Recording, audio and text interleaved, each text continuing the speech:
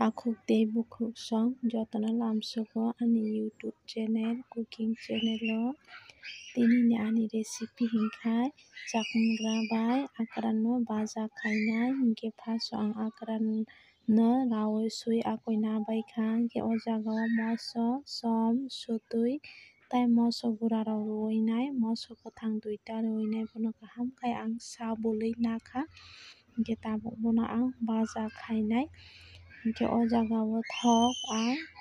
kisisari nakha akran baja khaina bagui hinkhe o jaga o thok chakha ang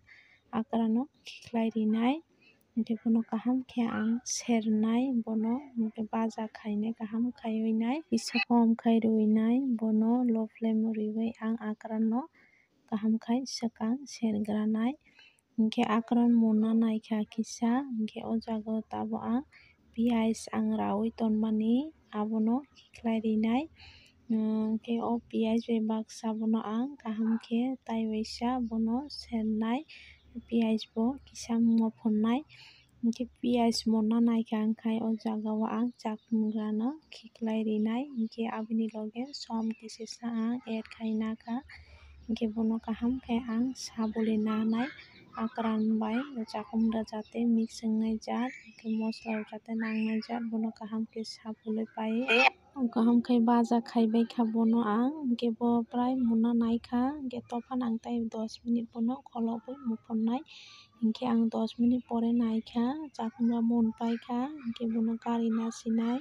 hinkhe norok chajakha wngkhai ani channel no subscribe khai di hinkhe tabo ang chakungra bajabai